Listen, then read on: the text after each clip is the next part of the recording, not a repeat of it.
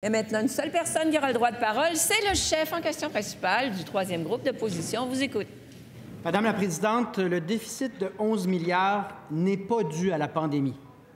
Il n'est pas dû non plus exclusivement à la conjoncture économique. Il est surtout dû à une série de mauvaises décisions financières et surtout à des échecs importants de la CAQ vis-à-vis le fédéral quant à ses demandes fondamentales sur le plan financier. Et donc, ce qui s'est produit, c'est qu'alors qu'on nageait dans les surplus, la CAQ a fait des choix d'un gouvernement très à l'aise. Donc, on a distribué des chèques à coups de milliards, on a fait des baisses d'impôts pour tout le monde, même ceux qui gagnent plus que 100 000 par année. On y est allé avec des maternelles 4 ans, des maisons des aînés coûteuses à 1 million de la chambre, certaines sont toujours vides, les espaces bleus, les paniers bleus, les études pour le troisième lien, pour le tramway, pour le REM de l'Est, tout ça aux poubelles parce que ça n'aura jamais lieu. Et maintenant qu'on a un déficit de 11 milliards, on se pose la question du côté du gouvernement, qu'est-ce qu'on va faire pour générer des nouveaux revenus et balancer ce budget? Bonne nouvelle, Madame la Présidente, le premier ministre n'a qu'à écouter le premier ministre. Il n'a pas à chercher loin, il n'a qu'à renouer avec sa propre promesse, celle de la fin de l'incorporation des médecins et le changement de leur mode de rémunération, ce qui nous permettrait d'aller chercher 800 millions de dollars à chaque année. Je ne pense pas qu'on a les moyens maintenant de se priver de ces sommes-là. Est-ce que le premier ministre entend respecter sa parole ou va-t-il à nouveau briser ses promesses? La réponse du premier ministre. Oui, Madame la Présidente, j'ai bien écouté hier la réplique du chef du Parti québécois au budget qui a été déposé par mon collègue.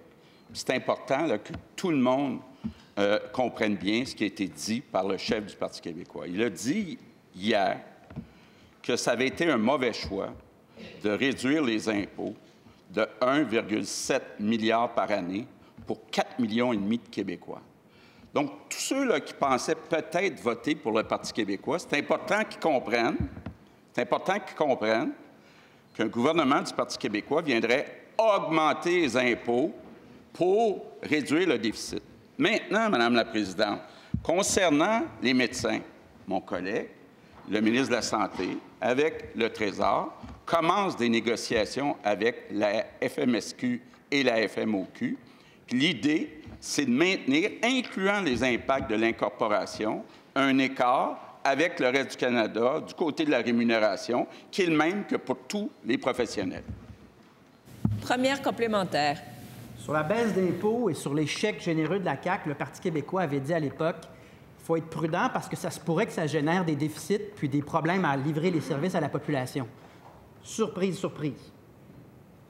Sur la question, parce que le premier ministre excelle dans le changement de sujet, sur la question précise, on parle d'incorporation des médecins et de rémunération pour tomber en mode mixte comme en Ontario. Le premier ministre, il aime ça, l'Ontario.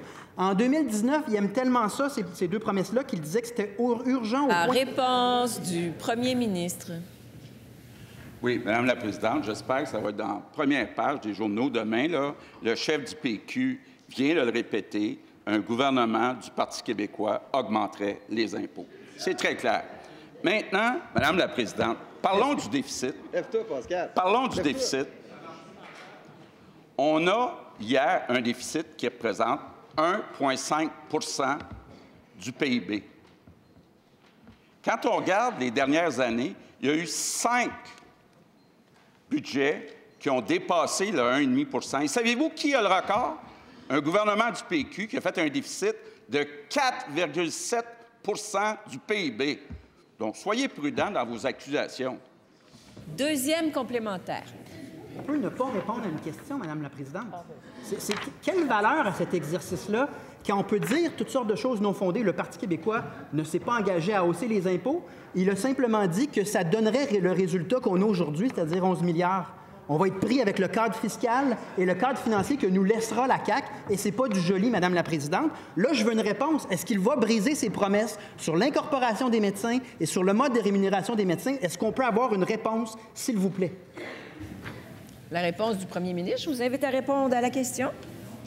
Madame la Présidente, on se souvient tous du chef du Parti québécois qui a dit « over my dead body » pour les impôts. C'est surprenant de la part d'un chef du Parti québécois de parler en anglais comme ça.